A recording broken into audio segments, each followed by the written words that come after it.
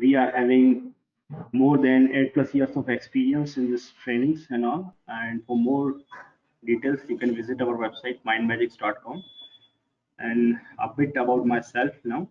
My name is Anish, and I'm having 8+ of years experience in Linux domain. And tool I'm working is Jenkins, Docker, Kubernetes, Helm, Kops, OpenShift, Ansible. Actually, my designation, I'm working in one MNC. My designation is Senior DevOps Engineer. So let's start with our webinar. Yeah, see. So topics today we'll be covering about what is operating system and what is Linux operating system, history of Linux operating system, how we got it, right?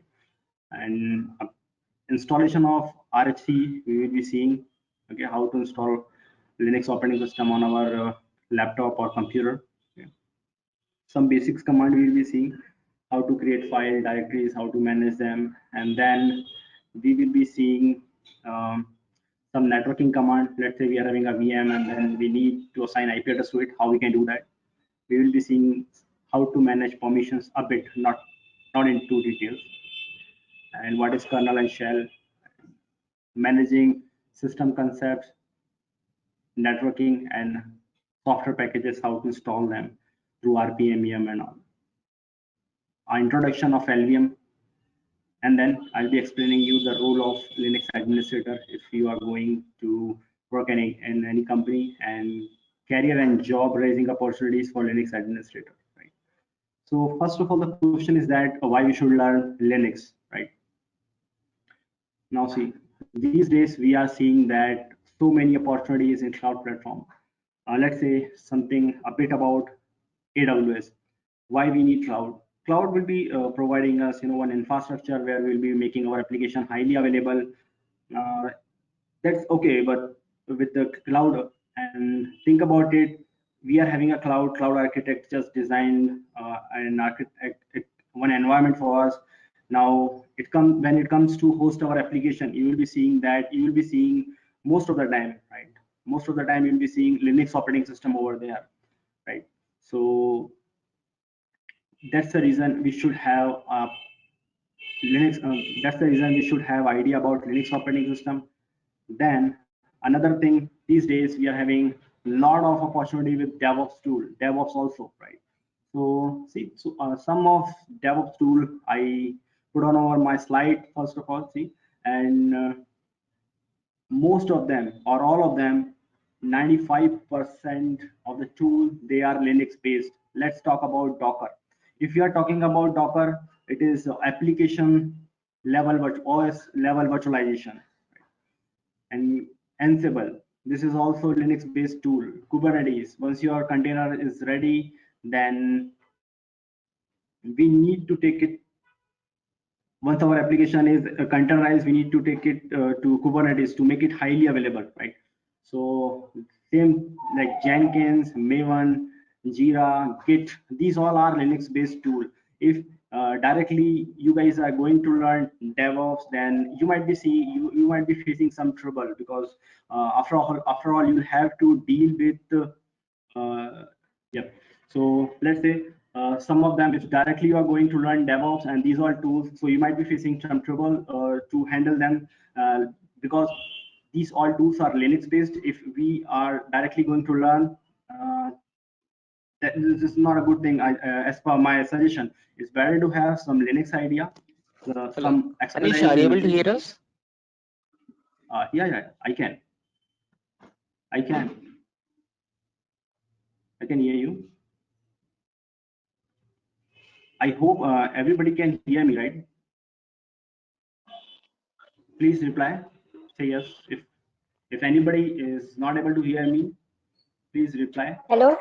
On chat. Yeah, you can reply on chat. Yeah, we are able to hear you, but slide is not moving. Are you still in Welcome to Linux webinar?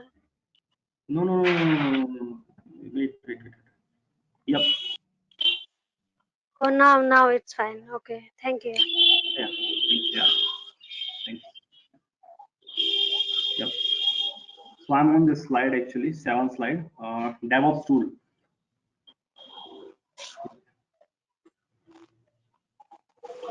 Yep. So if you guys are having a bit idea, or if you are having expertise in Linux operating system, let's say you are going to learn DevOps tool, and somehow any of these tools are not working properly. Let's say your Docker is not working, your Ansible is not working, then it will be very easy to troubleshoot what the issue is going on with these tools, right? So that's the reason my suggestion is to you guys, first of all learn Linux, then try to move with these another technologies, because these all are based on Linux. Let's move forward to another slide. Yeah. So what is an operating system? First of all, an operating system is a software that manages computer hardware, software, and its resources, and provides common services for computer program. Let's say we are having this slide. This slide is on our screen, right? So let's say I want to write something on this slide. How it's going on? See this diagram. I am a user. I want to make some changes on this slide, right? So how it will working? So first of all, I'll be moving my mouse pointer through its hardware, right? So here hardware will be handled by our operating system. And if I'll be trying to write something on this slide from my hardware devices, my keyboard, right? So operating system will be taking input from me, and that input will be sent to this application, our PowerPoint slide, right? So this is how this operating system is, system software, and it handles um, all the applications and hardware and user also, because we need to give some output to it, input to it, right? Now see this thing. What is Linux operating system? Linux is an operating system just like our Windows and iOS, Mac, and Linux an operating system. In fact, Linux is one of the most popular operating system for servers everywhere. If you will be going to work in any company, you will be seeing Linux machines, and even you might be seeing AIX, IBM AIX, and Solaris, Mac also. Mac is Unix based, and these all operating systems are interconnected. So see this layer, how Linux operating system is installed and how it works. These are some layers of Linux operating system. See, centrally we will be having hardware, and on top of hardware we will be having kernel installed, and on top of kernel we will be having our all the command binaries, our shell, our another software like browser, text processor, database, spreadsheet, and even our graphical user interface. And if any user wants to instruct or instruct operating system, how it will be happening. Yeah. So see, user, if user wants to send any command to operating system to instruct its hardware, so we need to interact with shell. Shell is a program where we can interact, we can send, or we can enter human readable commands to operating system. Shell will be sending those commands to our kernel, and kernel will be translating human readable command to machine language, and it will be instructing to hardware. So this is how it works. And Sir, now again see repeat this the thing. sir, kernel. Yeah. Yeah. So how it will be working, Linux layers, and how our operating system is installed on our hardware or server. Centrally, we will be having our hardware. On top of hardware, we will be having kernel installed. Okay, and on top of this kernel, we'll be having our command binaries like cp grep, ps command, who command, and so on. So many commands we are having, like systemctl, right, init commands, and here also we'll be having our another programs, our software programs like graphical user interface. They're called GUI, and spreadsheet, database, software, text processor, and browser, right? So if any user or we wants to send any commands to our operating system to instruct hardware, let's say I want to send uh, print command to my system. So how it will be happening? I have to write, I have to enter those command on shell. Okay. Once I'm entering those command to shell will be sending command to kernel, and kernel will be translating human readable command to machine language, and it will be instructing to hardware. So this is how these layers works together on the system. Now we'll be seeing a history of Linux operating system, how we got this operating system. In 1969, A Birth of C and Unix by Dennis Ritchie and Ken Thompson. These two people was there who developed Unix operating system basically.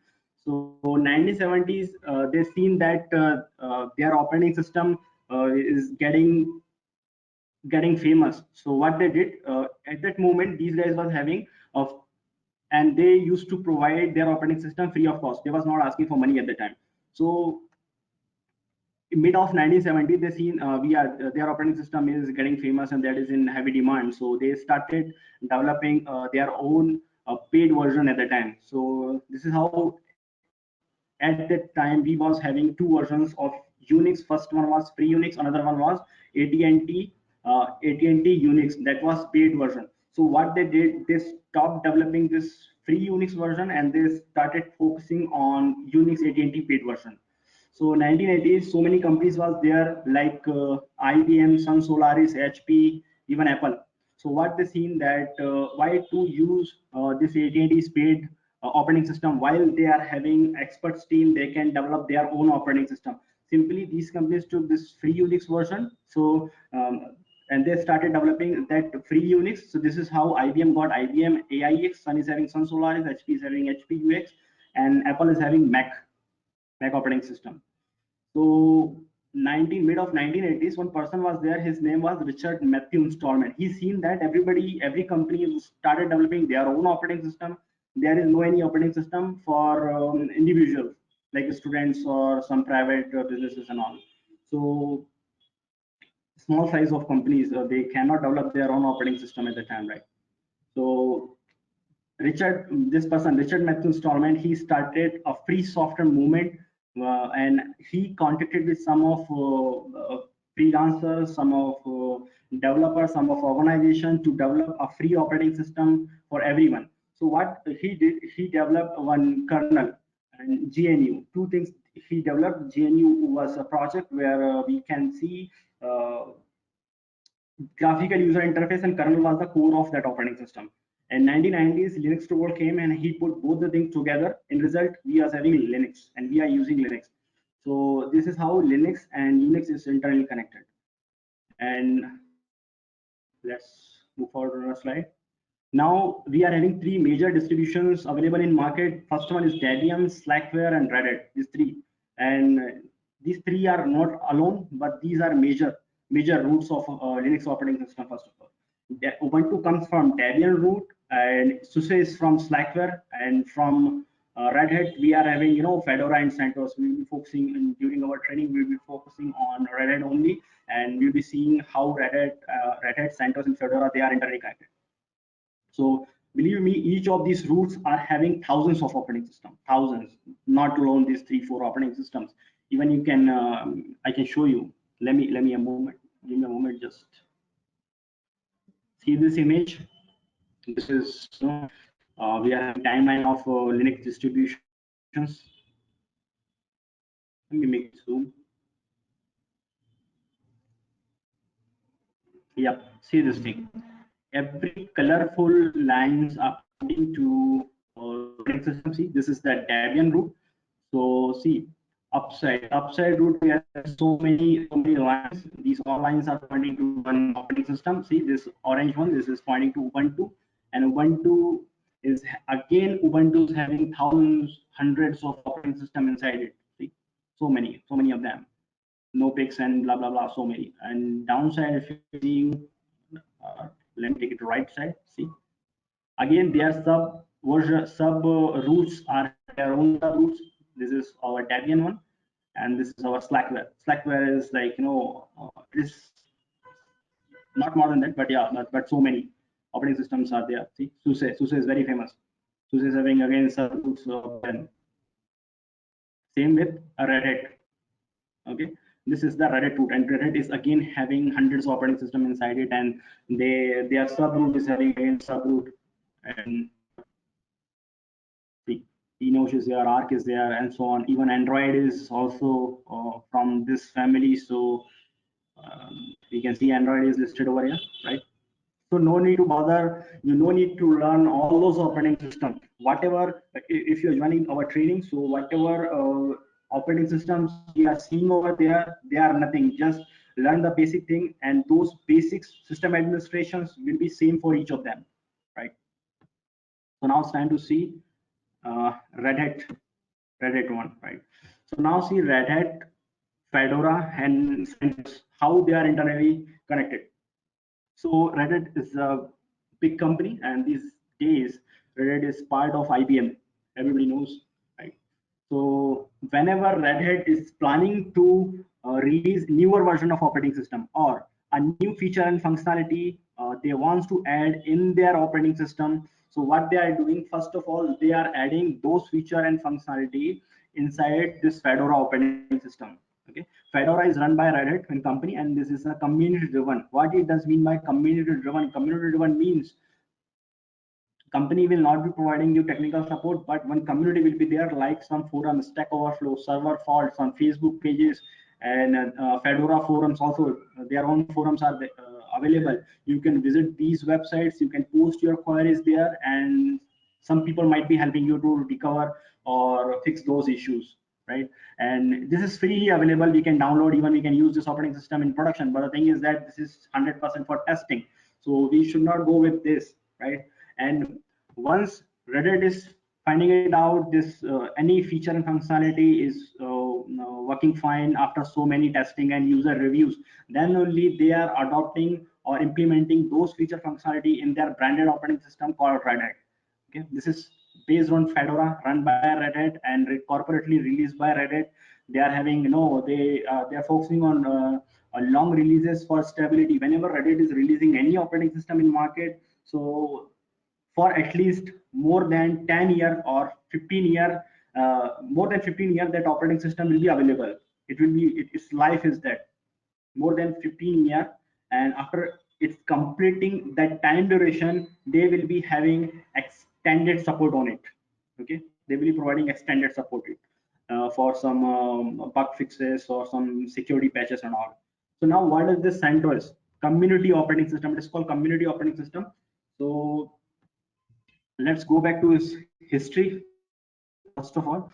So Linux Torvald signed this GNU project. So whenever any developer or any organization is signing up this license, so what happens is that that company or that person will have to provide their software for free of cost for always, right? Because these companies or this person is looking free support for freelancers or developer. So obviously they need to provide their operating system free of cost. This is the reason Red Hat is just providing CentOS. And what the difference between them? Nothing except the name.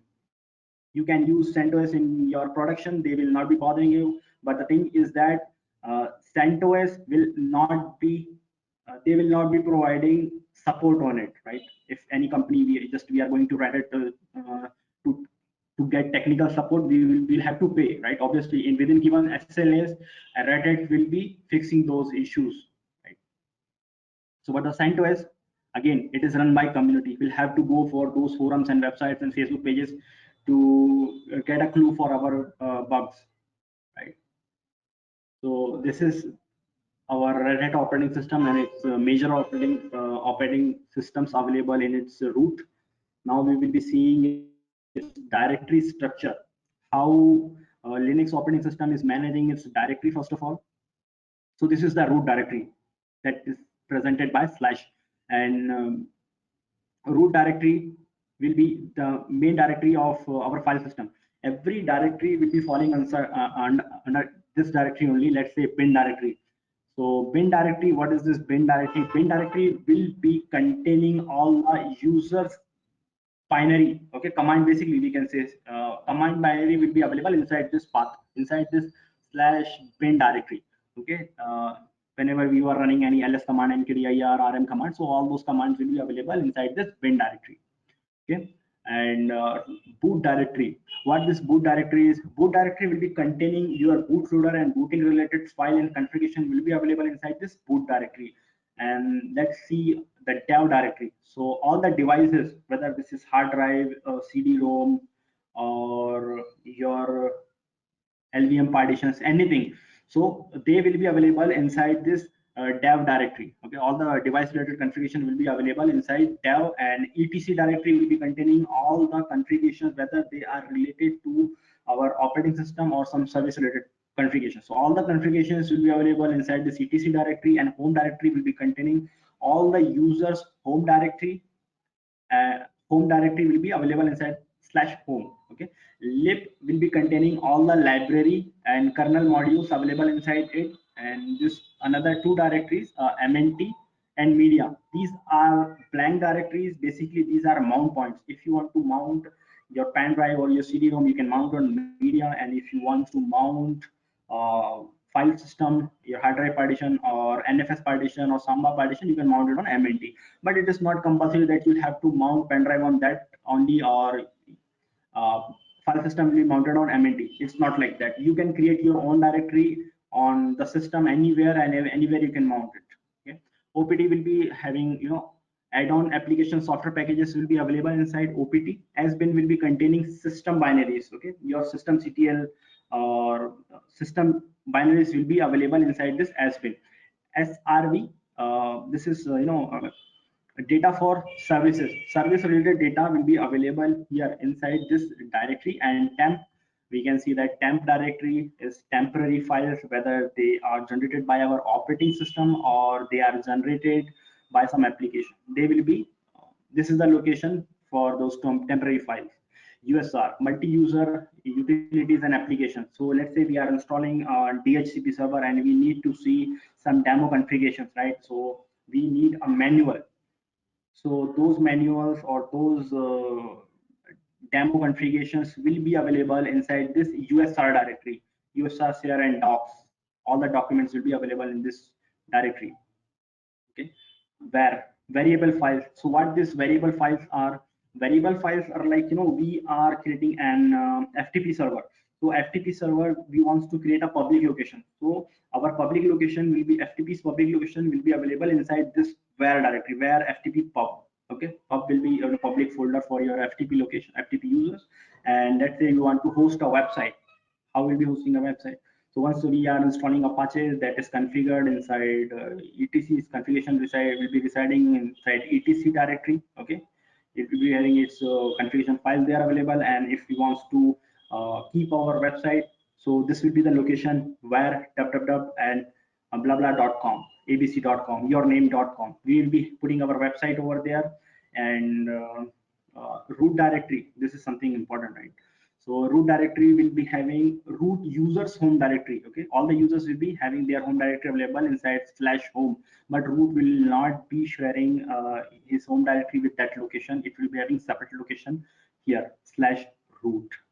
Okay, proc directory. What is this proc directory? This is virtual file system. Whatever processes are running on our operating system, they will be available here in this proc directory in form of directory, and those directory will be having name as process IDs. And let's say we want to see some CPU information, memory information, how much RAM is getting consumed, what CPU we are using. We need to get some information about our system. So those files will be available here. We can go and uh, we can read those files to get information. Okay. So now let's move to another slide. Installation of Linux operating system. So now we'll be seeing installation of Linux operating system, how we can install Linux operating system on VirtualBox. Okay. Yeah, give me a moment.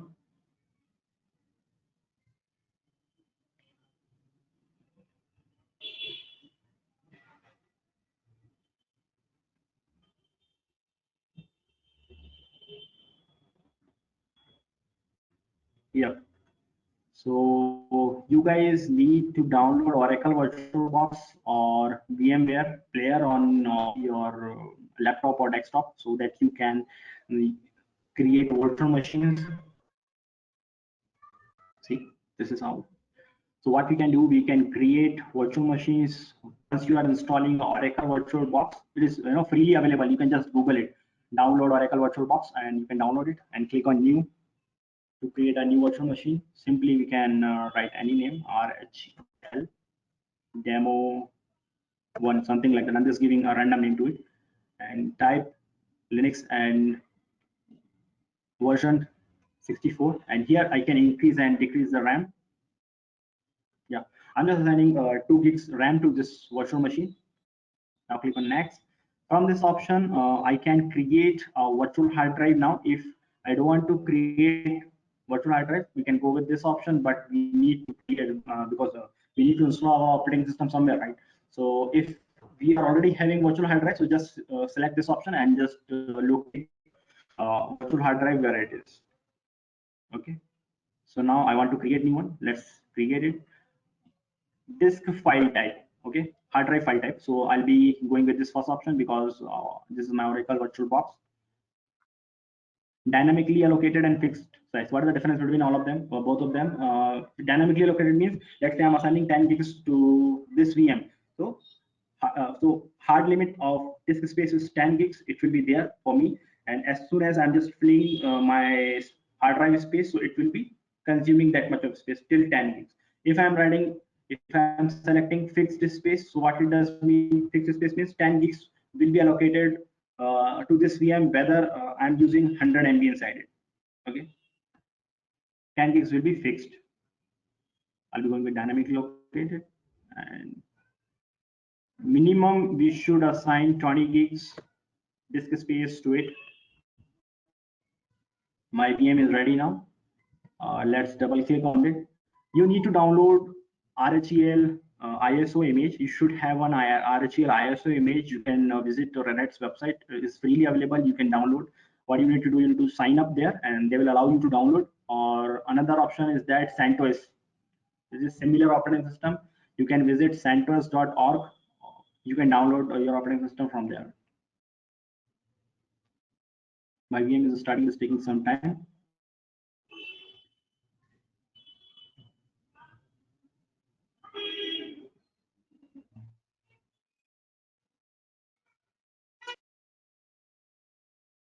My VM first of all, where is this? Yeah, where my ISO is. Okay, now here I'm just yeah, this one RHEL 7.8. This is my ISO. If you want to locate, if it is not here in your list, you can click on plus add, and you can locate where your ISO is available. Okay, it is there only, so that's the reason I'm just selecting this one. Yeah, start.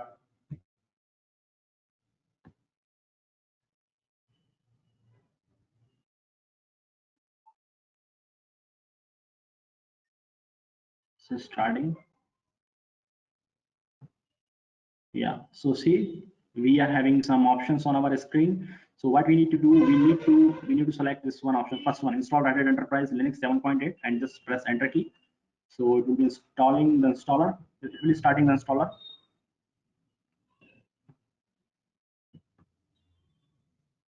Can minimize this one.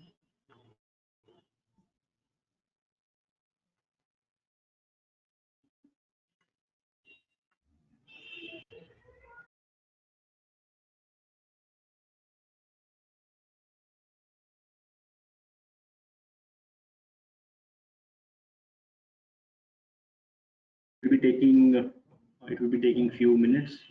So once we are starting our training, so we will be going through practicals only. 100% practicals we will be seeing. Let's say if we wants to create NFS server, right? So we will be having two VMs available in my infrastructure, in my Oracle virtual box here, like this. 2 VM, right? And if I want to install, I want to make it one VM as a server, it will be acting as server, and we will be having our own network. And these VMs will be able, they can talk to each other to their IP addresses. Active IP address will be there, okay? And if I'm installing NFS server here, so if any user from this server wants to access my NFS, so they can access it, okay? And for same thing, NFS is used um, to create a shared drive on the network, so that all the users on our system, they can save their data on NFS. Let's say if we are having all the Linux based machines, so then we should go with NFS. If suppose some of the machine we are having a Windows, so at that time we need to choose Samba server to create a shared drive. So we will be implementing the same thing on our environment. With we'll be having one Windows machine also, and even we'll be trying to access our data on host machine Windows 10, like my laptop directly. Is starting the installation. Yeah, and suppose if you guys wants to host a website, how you'll be hosting it, right? So We will be seeing IP-based, dedicated IP-based hosting, shared hosting, port-based hosting, right? Such kind of thing we will be implementing on our trainings.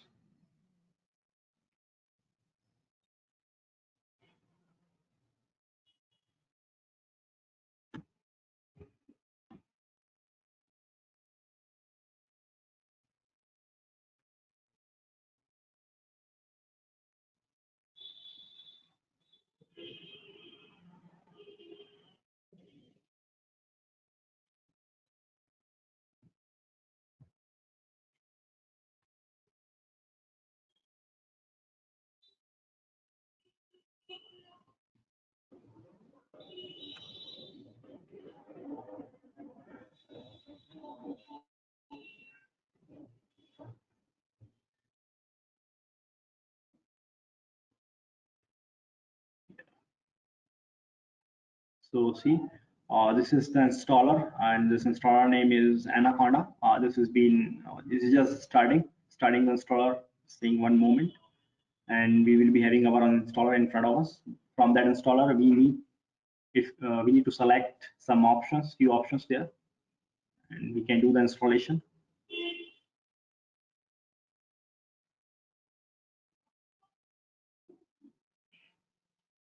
And during our training, we will be doing our trainings on CLI only, because all the a bit of UI we will be seeing, and we will be focusing on command line interface, because if we are going to work in any environment, any company, they will not be providing you graphical user interface. We need to work with the CLI only, command line interface only.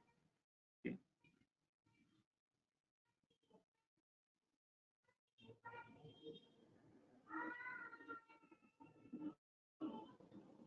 This is starting.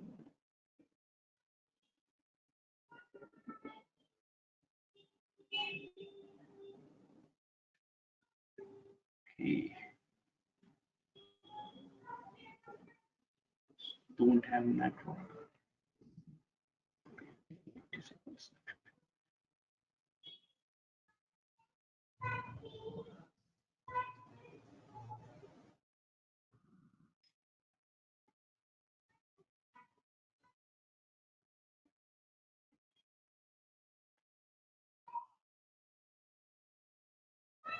It's taking time actually.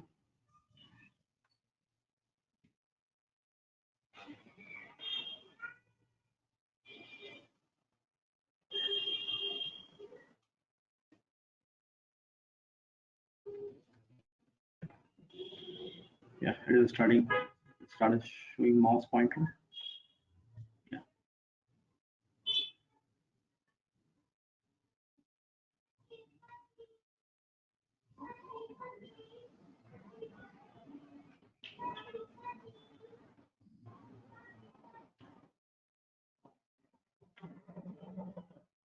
Okay.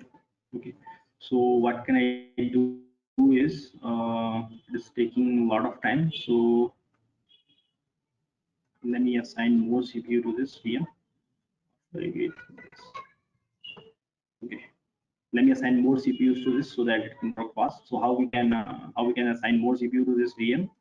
Simply just make it power and go to our VM console, and from here Linux daemon, select our VM and just click on settings, and from here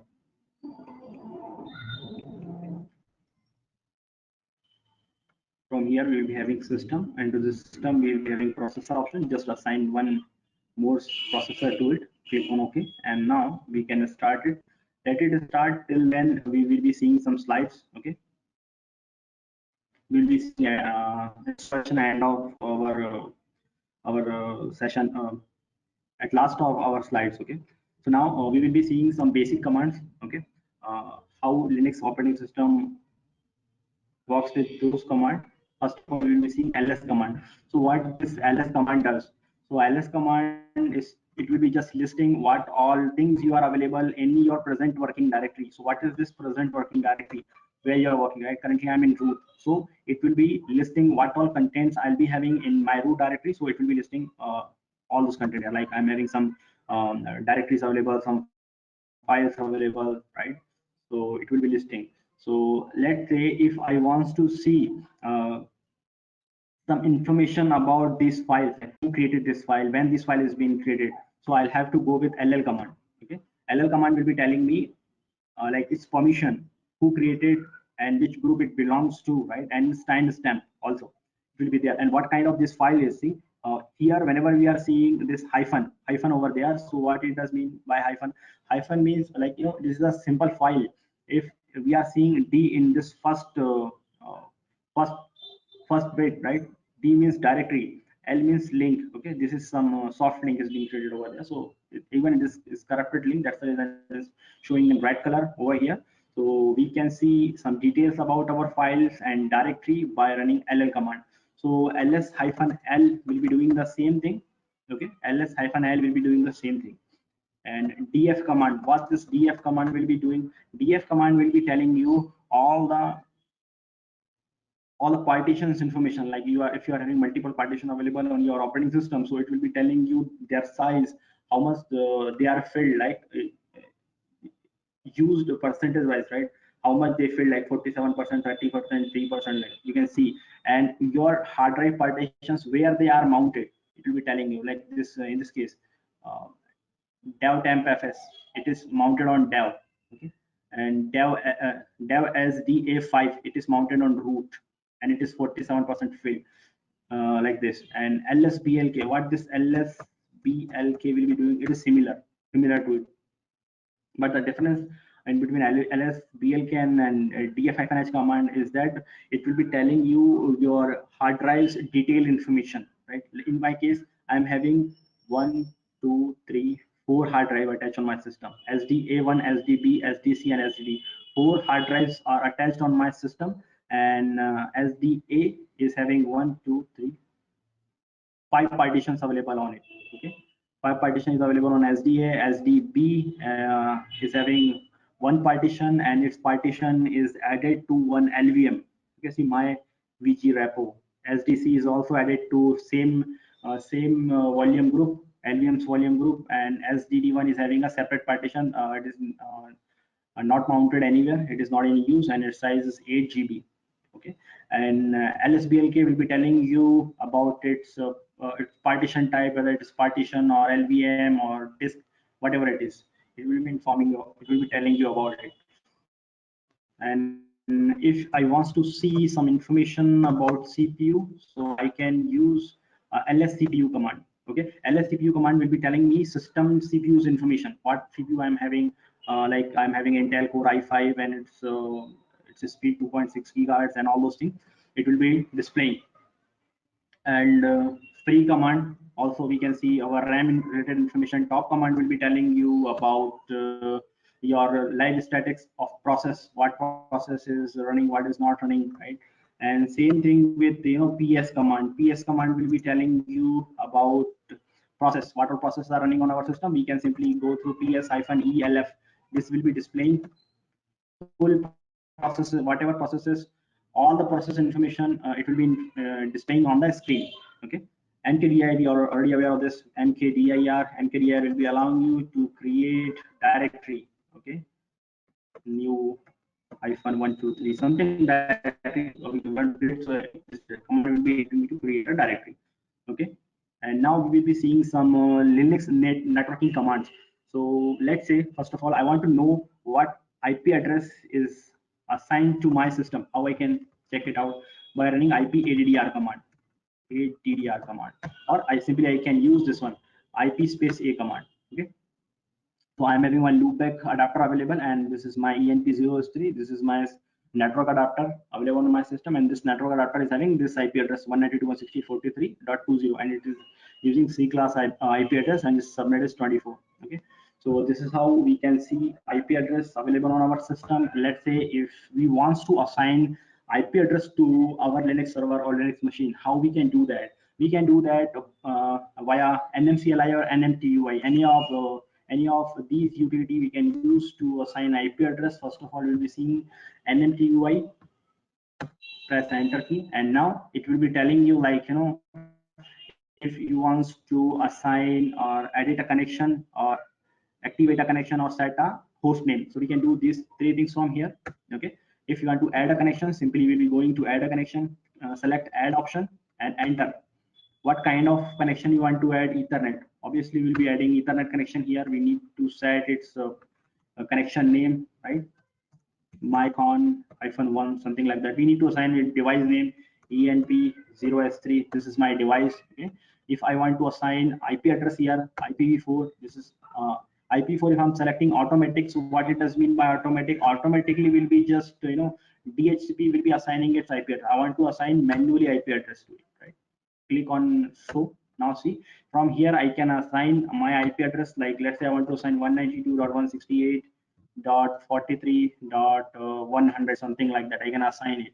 Here I'll have to assign the gateway. Don't bother that is this gateway, how to get these IP range. Once we are continuing the session, I'll be guiding you each and everything, every step. So gateway will be taking through the gateway we can send our traffic outside of this network. Okay.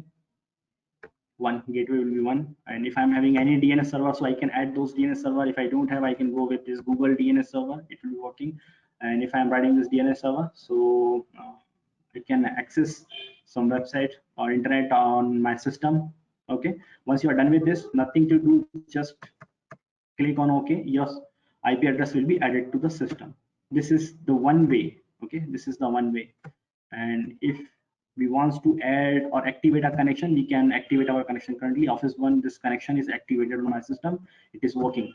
And if I want to change the host name, I can change host name of my system from here. Okay. Now another way, let's talk about NMCLI. NMCLI. NMTUI means Network Manager Text Based User Interface. Okay. Here NMCLI is Network Manager Command Line Interface.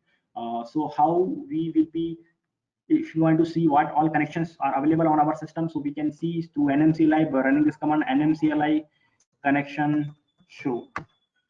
See, this will be telling Office 1, and this is my another Ethernet adapters connection is available here. Even I can make it up, so it will be getting DHCP IP address. Currently, this is Office 1 is working. So let's see how we will be setting IP address by using NMCLI. Simply NMCLI connection, and I want to add a connection. Okay, so con name, I need to assign connection name over here, connection name, and then what I need to have, I need to write here connection type. Okay, I need to write connection name first of all. Let's say mycon. I'm writing mycon1. Okay, now here I have to declare that what kind of connection I want to create. I want to create Ethernet type of connection. Ethernet type of connection I want to create, and then I'll have to assign my adapter name, which adapter I want to use to create this connection. So I'll have to use my ENP0S3, this adapter, and then I need to assign IP address now, IPv4 dot address. Okay, IPv4 dot address. Now here I have to assign my address 192.168.43.200, something like that, and it's subnet 24. And now I want to use I want to assign IPv4 gateway. I need to add it actually. IPv4 gateway, that will be 192.168.43.1, and then IPv4 dot DNS. Okay, what DNS I want to use? I want to use Google's public DNS, that is 8.8.8.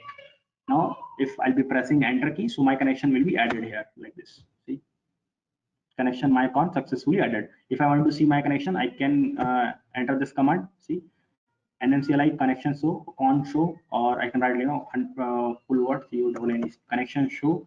This will be giving me same output, and even I can write like this NMCLI CNS. This will be showing me out. This is my connection. mycon1, it is being added. So this is how I can add connections to my virtual machine. I can assign IP addresses to machine. Okay, if I want to make it up, so simply I can run NMCLI connection up. Which connection I want to up? mycon1. Okay, it is working on it.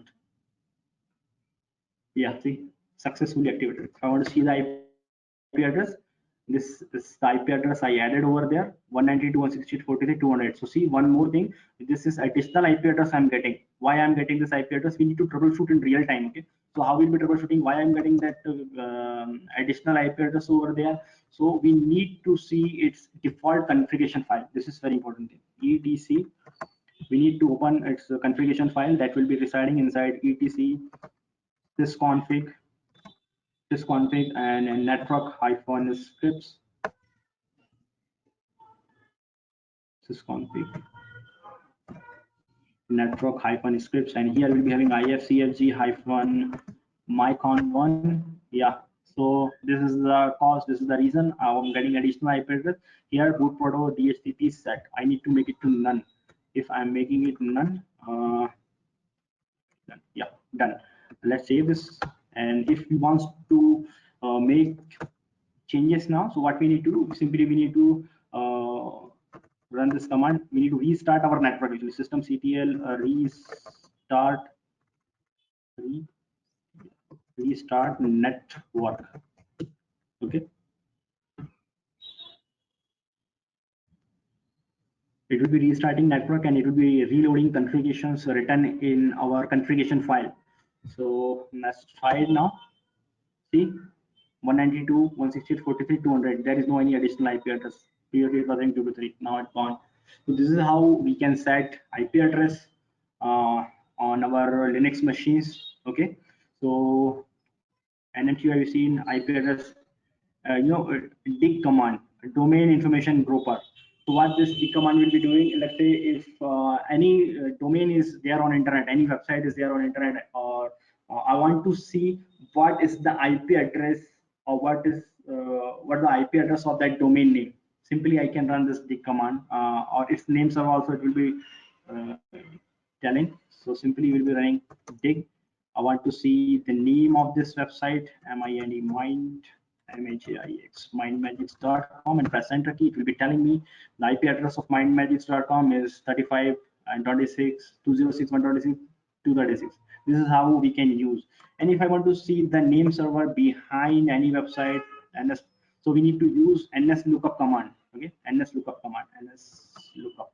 So I need to write that website name again here. So it will be telling me it's where this exactly, where on which server that website is hosted. Okay, scp command. Scp is something important. If you wants to send or upload any of the file from your Linux machine to another Linux machine, then we need to use scp command. Scp, let's say I want to upload this new.txt to somewhere, right? So I need to write that server's uh, uh, username at the right IP address, whatever this IP address 192.168.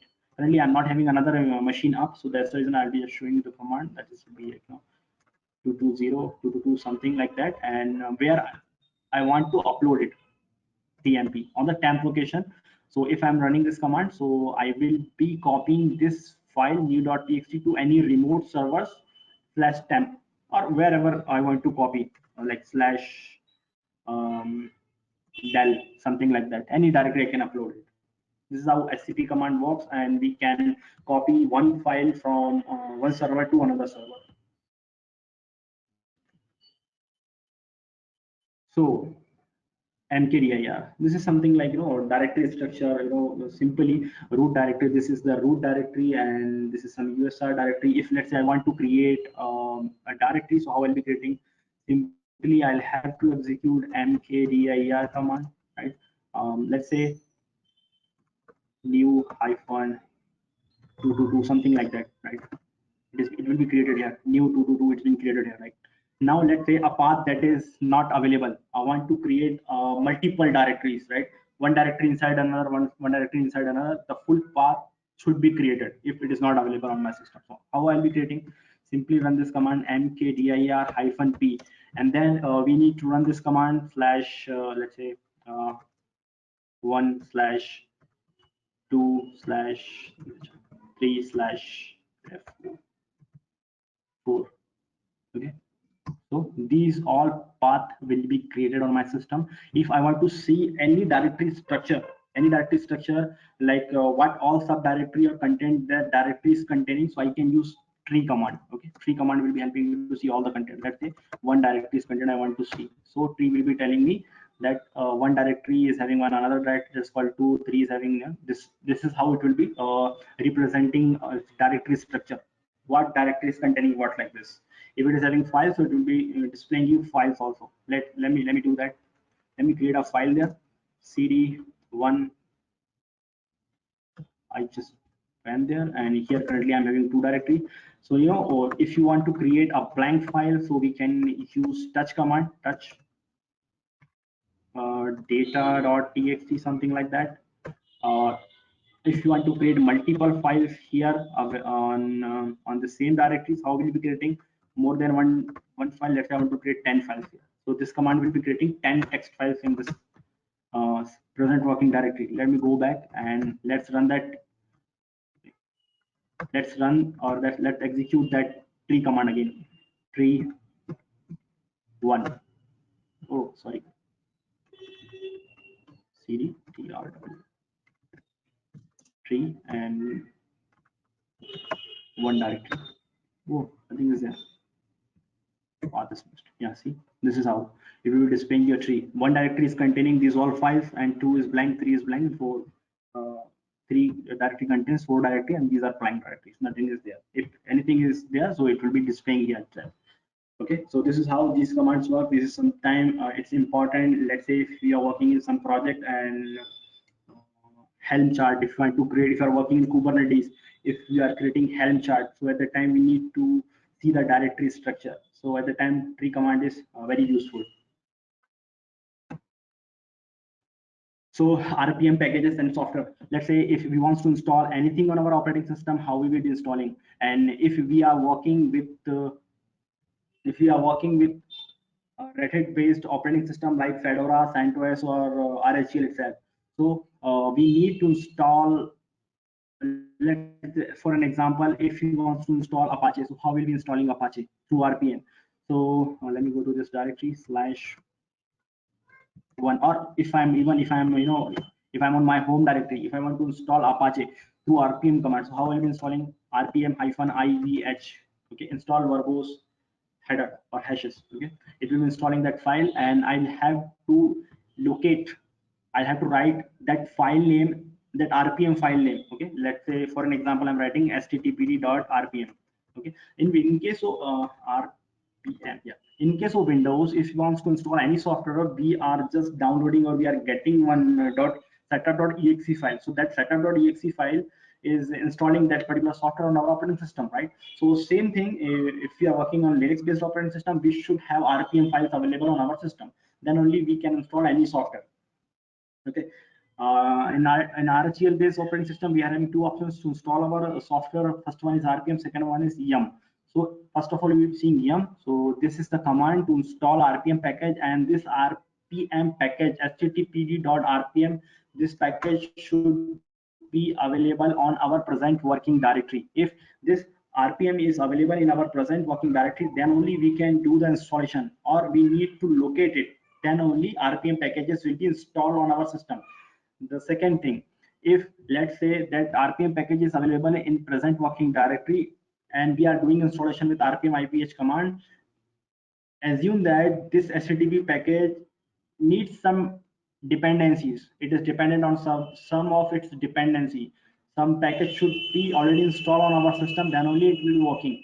So this installation will be failed because of dependency. Okay, so we need to install that dependency and for an example, and assume that that dependency needs some more dependency, so we need to go back to that dependency and need to install all those dependency required by this package. Then only installation will be completed from this RPM-IVH command. And yum is very powerful utility. If I want to install yum install Apache is called HTTP. Okay, we need not to write RPM and all. Yum will be doing everything for us. And even if that package, we should not, even that package is not available in our present working directory, it will be resolving that package or that package dependency automatically from its repository. Okay, just press enter key. I think Apache is already installed on my system. That's the reason it is telling it is installed and latest version, nothing to do. So Apache will be it is very helpful, and it is making installation very easy on a Red Hat system. We will be learning that how to install and configure uh, Yum server. Okay, so that we can do installation without failing. So something we can perform, like we wants to know that uh, which like bash package is installed or not on my system. Any package is installed or not my system. How I can check? I can check with RPM command, RPM-Q, and let's say for an example, I'm writing bash, BAS, bash. So it will be telling, yeah, bash is installed with this version. If I want to know that what all dependencies are required by this package, I can use RPM QPR -QPR and bash. Oh, error. I need to have that RPM package. Currently, I'm not having available RPM packages here in my present working directory. Okay, sorry, in this present working directory. That's the reason. So simply what we need to run, what command we need to run, RPM-QP capital R and your httpd dot RPM, that package name. So it will be displaying all the dependencies are required by this package. And even if we don't want to install dependency and we forcefully want to do installation for Apache, so or any other software, I'm just saying Apache for an example actually. So we can skip the dependencies, but assume that and think about it, that software needs that dependency. If dependencies are not available on the system, so that software will not be functioning properly. We should have the dependencies, but still we can skip those dependencies. IVH node apps, node EPS. This command will be skipping, node apps will be skipping its dependency installation, and forcefully it will be installing that package. Okay. Same thing we can do with Yum also. We can list available packages on our repository on Yum. We can list all the installed packages, or like let's say list will be telling you all the packages available in enable repository. If we are writing this command Yum list all command, so it will be listing all the packages available in our repository and whatever is installed on our repository. Both the packages it will be listing. Let's say I'm having a package, or I need an information about name server's RPM. So who package, when that RPM is created, and who is the vendor, all those information I want to see. Simply I'll be running yum info and that package name. It will be telling me simply like this.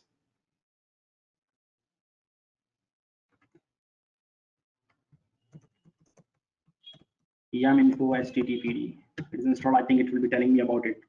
It will display some information on my screen, I guess. Yeah, it is displaying. See, it is already installed on my system. That's it is just giving me output of this command.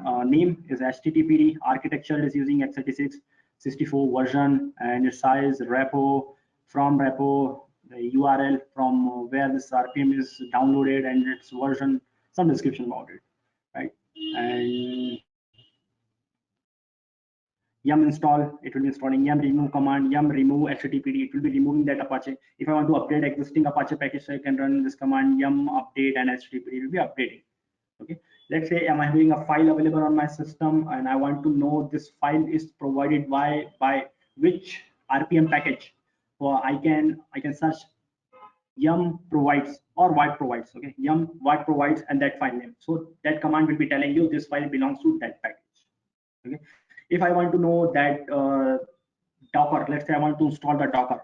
I want to install a Docker. I want to see that Docker RPM is available or not in my configured repository. So what I can do, simply I need to search. I need to run this command yum search Docker. This command will be telling, yeah, Docker is available on your repository or it is not available. Okay. Now this is something important, a bit information about LVM. What is this logical volume manager? Let's say we are installing our operating system currently on our system, and for standard partition, let's talk about some standard partition. If we are having a standard partition available on our system and we want to reduce its size or we want to increase its size, it is not possible. So we can implement this thing through our LVM. LVM will be allowing us to increase the partition and decrease the partition size, disk size, if you want. Okay. Or LVM is very useful in case, let's say we are having 5 hard drives, each of 5 GB, each of 5 GB, they are in size, and I'm having a file of 15 gigs. A single file is having size in 15 gigs. Can I save or can I store that 15 gigs file into this 5 GB partition? No, I need to break them. So how can I do that? So LVM will be helping us to solve this kind of situation. What we can do, we will be creating a volume group, and from that volume group we can create logical volumes as per our requirement. How it works, let's say these all are 5 gigs of hard drive, so I need to make partition between them, and then I need to mark those partition to physical volumes. Once they are marked to physical volume, they convert it to physical volume, I need to add them, or I need to create a volume group where these all 5 gigs hard drives will be attached. So now once I'm creating a volume group by taking all of these hard drives, so I'll be having a raw partition with size of 25 gigs. Okay, so from this volume group, if I need 15 gigs partition, a single partition, I can create a logical volume. I can format it to any file system, XFS or ext. Okay, as per my requirement, I can format with any required partition, and then I can mount it and I can store my data on that particular partition. If I need to increase its size, so it is very easy in LVM, I can increase it. If I want to decrease, so I can decrease the size. Okay, this is all about LVM. Yeah, once you guys are completing the certificate, or sorry, once you guys are completing the training, so 90% course content is same for these two examination. Okay, RHCSA and RHCSE, Red Hat Certified System Administrator or Red Hat Certified Engineer. Okay, so if you guys want to do RHCE, Red Hat Certified System, Red Hat Certified Engineer. So first of all, you need to complete this certificate. Then only you can go for this RHCE. So all the topics is being covered 90 to 95%. Why I'm talking about 10 to 5%, because it varies as per newer version or newer policy of examination. It varies. Okay. So I hope you guys enjoyed the webinar. And if you guys are having any question, any query, please ask me. And yeah, one more thing I forgot to tell you about project also. I'm having one project in our training included. We will be doing one project. This is very good project. We'll be learning a lot of things about load balancer and HA proxy, how HA proxy works, and real-time scenario, how real-time scenario works. Let's say we are having or we want to create an highly available application. How we'll be creating highly available application? So we will be creating a project for it. Into that project, let me tell you something about project.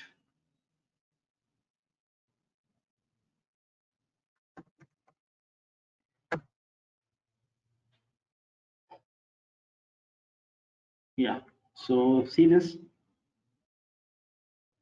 So what project we will be doing here? First of all, we will be having one load. Sorry, we will be having one load balancer available here, and we will be having two websites hosted on two different servers. This will be our two another virtual machines. Okay, here we will be having our HA proxy installed. Okay, and HA proxy will be doing load balancing in between two servers. And here our application we will be hosting on Nginx. Okay, we'll be using Nginx and a complete lamp stack. Lamp stack is like Linux. Instead of Apache, we will be having Nginx. Nginx, we will be implementing NFS here to share the drive, and here we will be having MySQL available in our project. So this will be our project. Into this project, we will be implementing all those things, and we will be learning that how real-time scenarios and the project like HA proxy will be doing load balancing in between these two servers. Okay, so this is a simple and very small project we'll be doing in our training. So yeah, certification and training. Yeah, certification and training. I told you about the certification. First of all, you need to go with RHCSA and then RHCSC. Okay. Now, question and answer. Yeah, guys. If anybody want to ask any query, any question, anything, please ask me. No one. At least you guys can say yeah, no, anything. You guys enjoyed the session or not? You got some important information from this webinar, right? You guys can talk. Yeah, it was fruitful. Yeah. So anything, any guys wants anything, any query? Yes, sir, it was very good. And then we receive any certificate, sir? You will be receiving Mindmajix certificate. If you are doing this training, you will be getting certificate from Mindmajix. And if you want to do Redhat certification, then all the course content are same. If you guys are if you guys are practicing with these course content, definitely you can go with the certification RHCSA. First of all, go with RHCSA. And once you are passing it, then you need to go with RHCE, Red Hat Certified Engineer. Yeah, thank you, sir. Hello. Yeah. How are you going to organize training? Thank you very much. And if you guys are interested to join, you can contact my team, or you can drop mail as info@mindmajix.com. Sir?